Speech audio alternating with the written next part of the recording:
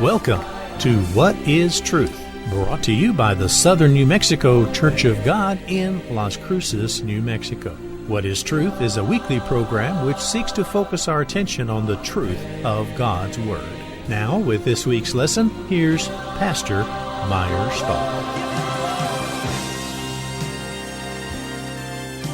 Welcome to the program. I'm Meyer Stahl, the pastor of the Southern New Mexico Church of God, bringing you the program, What is Truth?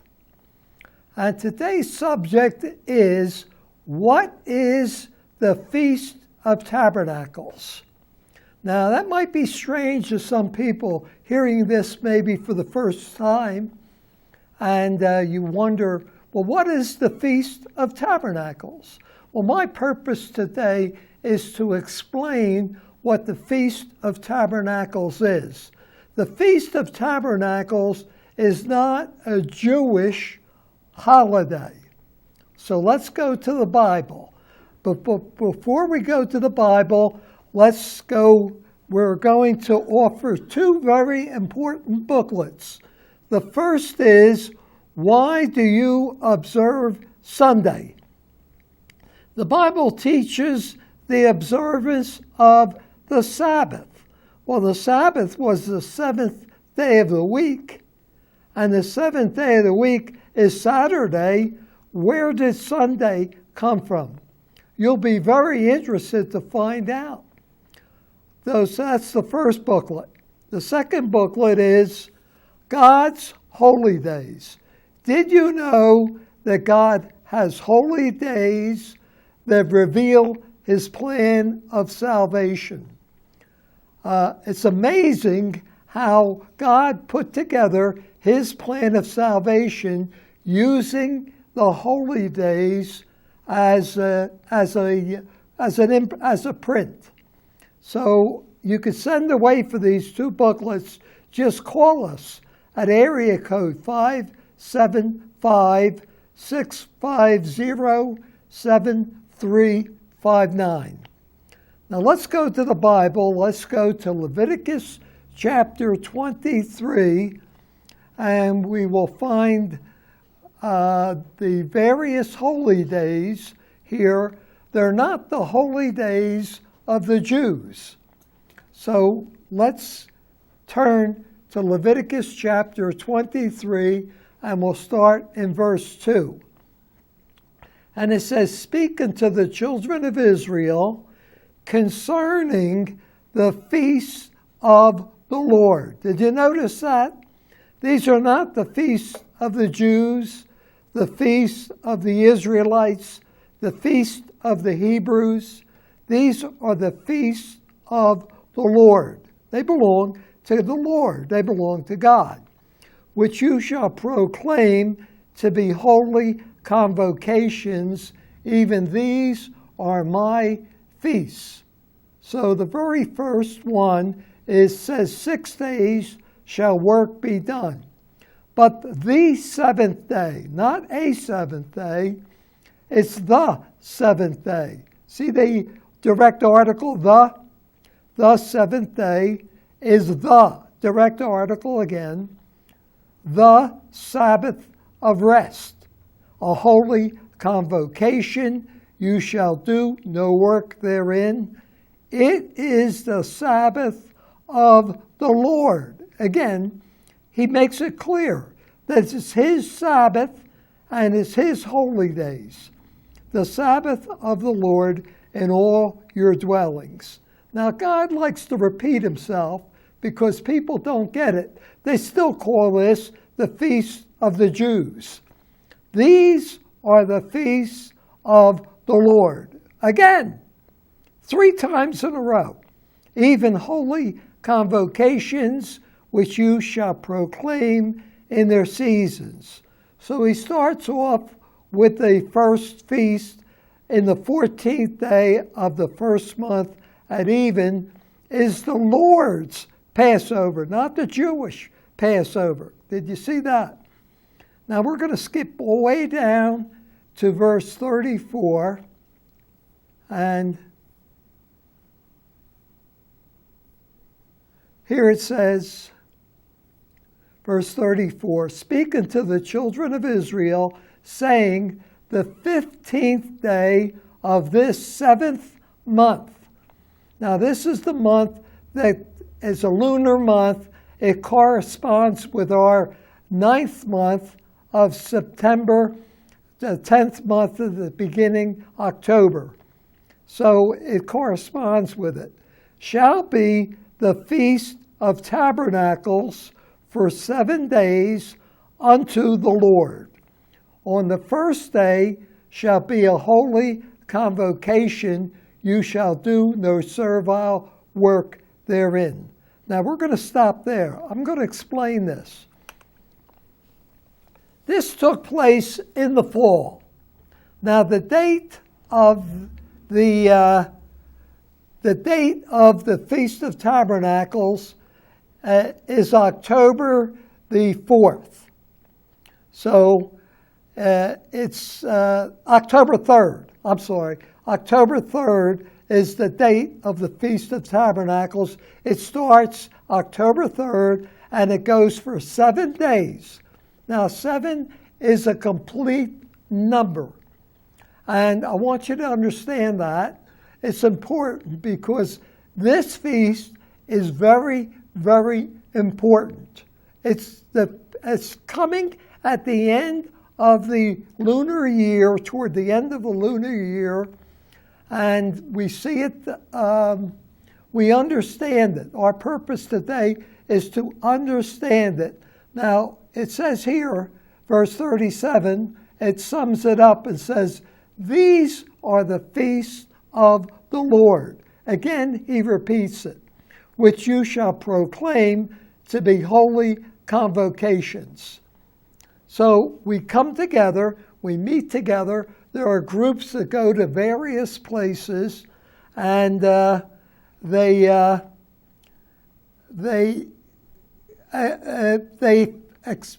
feel they take part in this particular feast, and it's usually away from home most of the time.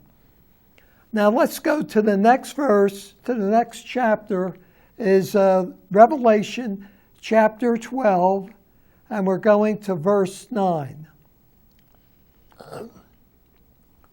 And it says here, "And the great dragon was cast out, that old serpent called the devil and Satan, which deceives the whole world." He deceives the whole world into believing that these are Jewish feasts. "He was cast out into the earth, and his angels were cast out with him." Now God is going to take control of this world, so we're going to the very next Revelation chapter 20, verse 1. "And I saw an angel come down from heaven, having the key of the bottomless pit and a great chain in his hand. And he laid hold on the dragon, that old serpent, which is the devil and Satan, and bound him 1,000 years. So Satan is locked away for 1,000 years, and cast him into the bottomless pit, and shut him up, and set a seal upon him, that he should deceive the nations no more, till the 1,000 years should be fulfilled, and after that he must be loosed a little season." I'm going to discuss him being loosed a little season next week, so please plan to watch this program next week. We're going to stop. We're not going to stop here. We're going to read verse 4. "And I saw thrones, and they sat upon them, and judgment was given unto them.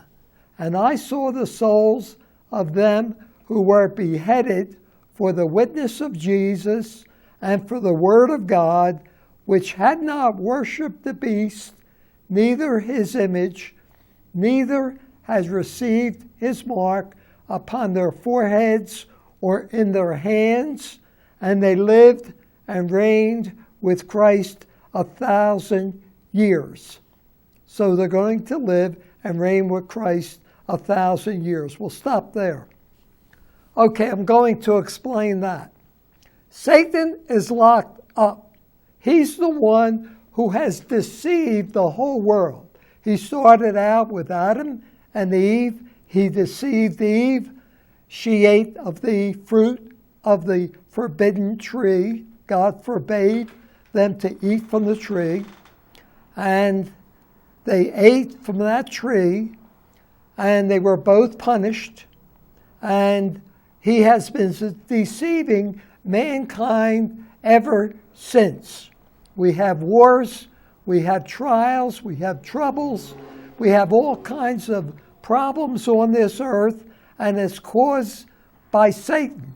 He has caused all of the problems that we have with mankind living at peace.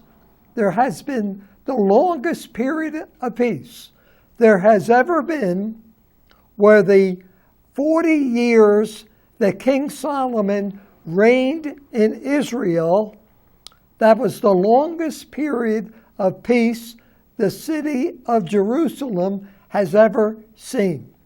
Now that's a fact. Okay, let's go on and see what kind of utopia we're going to live in. This is going to be a real utopia.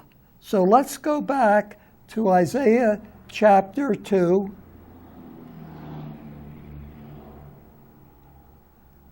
Isaiah chapter 2, and we'll start in verse 2. And it says here, and it shall, we're in Isaiah chapter 2, verse 2. And it shall come to pass in the last days. Can I have the camera? And it shall come to pass in the last days that the mountain of the Lord's house shall be established in the top of the mountains, and shall be exalted above the hills, and all nations shall flow unto it. And many people shall go and say, Come you, and let us go up to the mountain of the Lord, to the house of the God of Jacob, and he will teach us of his ways, and we will walk in his paths. For out of Zion shall go forth the law. This word law is the word Torah. Now, the Torah is the law that we find in the first 5 books of Moses. That's the Torah. And for out of Zion, that's Mount Zion, in Jerusalem, shall go forth the law and the word of the Lord from Jerusalem. So Jesus Christ is going to rule from Jerusalem, and he shall judge among the nations, and shall rebuke many people, and they shall beat their swords into plowshares, and their spears into pruning hooks. Nation shall not lift up sword against nation, neither shall they learn war anymore. They're going to we'll stop there. They're going to shut down the war colleges. They're going to disband the Army, the Navy, the Marines, the Air Force. It'll all be gone. There's going to be peace on this earth. It's going to be a utopia. Everybody is going to be at peace for 1,000 years. Now, we're going to take a short break. Please don't go away. We will be right back.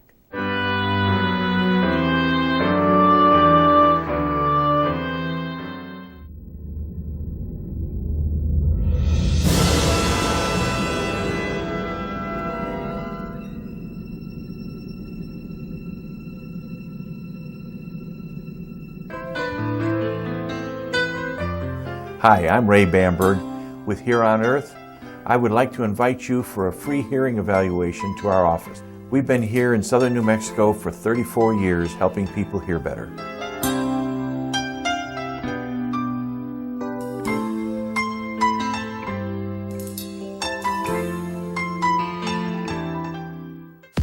Hey, don't touch that dial, because you're watching the only independent TV station here in Las Cruces, the Las Cruces channel. Keep watching.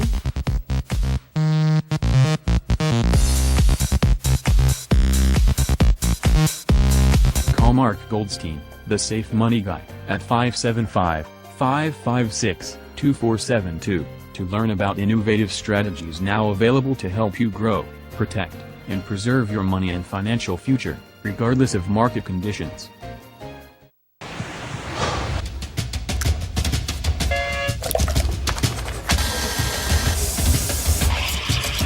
There you go. So great, you do all these different gears like land.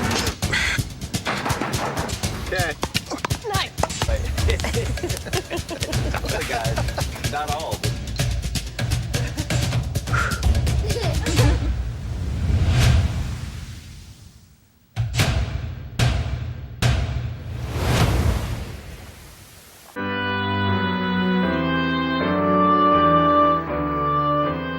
Welcome back to the program. In case you tuned in late, you can see all of our programs on YouTube. The topic today is, what is the Feast of Tabernacles? The Feast of Tabernacles starts on October 3rd. That's this coming Saturday. And it lasts for 7 days. 7 days for the Feast of Tabernacles. Visit our YouTube channel. If you tuned in late, you could get the rest of today's program, and you could get hundreds of other programs that you might be interested in. Look at the list and pick the program that you want to watch and just touch on it, and you'll be able to watch that program. Most programs start out with a question: what is? And it might be a topic that you're interested in. So go to our YouTube channel. All you need to do is type in "What is Truth" with Meyer Stahl. And that's all you need to do. What is Truth with Meyer Stahl? Let's get back to the program. We're going to Isaiah chapter 9. Now, this is a verse that's read around Christmas time, but I always wonder if people believe this verse. I always wonder. Let's look at it. Isaiah 9, verse 6. For unto us a child is born. Sound familiar? Unto us a son is given. And the government, what form of government? It's the kingdom form of government, shall be upon his shoulder, and his name shall be called Wonderful, Counselor, the Mighty God, the Everlasting Father, the Prince of Peace. Wow, that's quite a title. Of the increase of his government, that is a kingdom form of government, he will be King of Kings, and peace, there shall be no end. Upon the throne of David, he's going to sit upon the throne of David, and upon his kingdom, to order it and to establish it with judgment and with justice from henceforth, even forever. He's going to rule forever. The zeal of the Lord of hosts will perform this. So God's going to perform it. He's going to send Jesus Christ back to this earth, and this time he's coming as a lion. He's not coming as a lamb, but he's coming as a lion. And we're going now to Isaiah chapter 11. where we're going to learn more about what this utopia, what this whole government is going to do on this earth. So let's read verse 1. And there shall come forth a rod out of the stem of Jesse, and a branch shall grow out of his roots. Jesse was the father of King David. So he comes from the line of David. And the Spirit of the Lord shall rest upon him, the Spirit of wisdom and understanding, the Spirit of counsel and might, the Spirit of knowledge and of the fear of the Lord. And this word fear is actually respect. It's respect of the Lord. And shall make him of quick understanding in the fear or the respect of the Lord. And he shall not judge after the sight of his eyes, neither reprove after the hearing of his ears, but with righteousness shall he judge the poor. You know, the poor don't get a good deal. They always get the short end of the stick. Well, he's going to make sure that they don't, and reprove with equity for the meek of the earth. The meek will inherit the earth. And he shall smite the earth with the rod of his mouth, and with the breath of his lips shall he slay the wicked. There's no more wicked people going to rule here in this world. And righteousness shall be the girdle of his loins, and faithfulness the girdle of his reins. Now watch this, verse 6. The wolf also shall dwell with the lamb. Wolves usually eat the lambs. This wolf is going to dwell with the lamb. The leopard shall lie down with the kid, and the calf and the young lion and the fatling together, and a little child shall lead them. I'm going to stop here for a moment. Okay, can you picture this in your mind? Can you picture this in your mind? This little child, this little toddler, 3 years old or so, is going to lead these group of animals, and he's going to ride on the back of a lion. And he's going to sit on that lion, and he's going to direct the lion, and all these other animals are going to follow. Can you picture that in your mind? Well, it's going to happen. Let's read. And the cow and the bear shall feed, their young ones shall lie down together, and the lion shall eat straw like the ox. Well, everything is going to change with these wild animals. They're going to be domesticated. And the sucking child shall play on the hole of the asp. This is a very dangerous reptile. And the weaned child shall put his hand on the cockatrice's den. That's another very deadly serpent.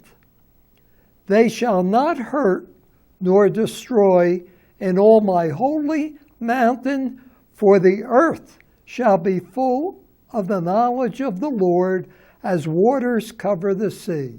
Wow. And in that day there shall be a root of Jesse. This root of Jesse is none other than Jesus Christ. Jesse was the father of King David, and he's from the line of David, which shall stand for an ensign of the people. To it shall the Gentiles seek. So the Gentiles are going to want to learn what this is all about. And his rest shall be glorious. And it shall come to pass in that day that the Lord shall set his hand again the second time to recover the remnant of his people, which shall be left from Pathros, from Assyria, from Egypt, and from Pathros, and from Cush, and from Elam, and from Shinar, and from Hamath, and from the islands of the sea.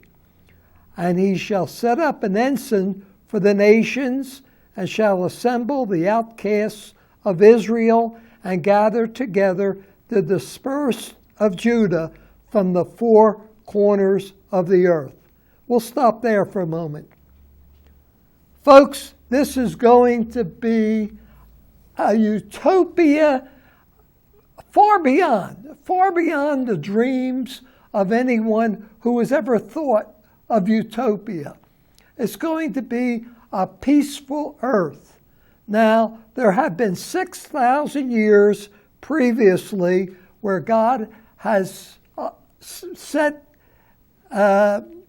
bounds, and people can choose their own government, choose their own educational systems, their own financial systems, their own law systems, and their own banking systems, and so forth, and create their own armies and build their own weapons. But this 7,000-year period, all that's going to go away. And we're going to have God here showing us an example how we should have been living from the very beginning. So had Adam and Eve obeyed God, they would be in the kingdom of God, and we would all have an opportunity to enter God's kingdom. So let's read here verse 15. And the Lord shall utterly destroy the tongue of the Egyptian sea, and with his mighty wind shall he shake his hand over the river, and shall smite it in 7 streams, and make men go over dry shod. So people will not have to go over water with a boat. They'll be able to walk on land. The city of Jerusalem is a land bridge. That whole area, Israel, is a land bridge between Africa, Asia, and Europe. Why don't you send away for these 2 very important booklets? Why do you observe Sunday and God's holy day? Just call the number on the screen, area code 575-650-7359.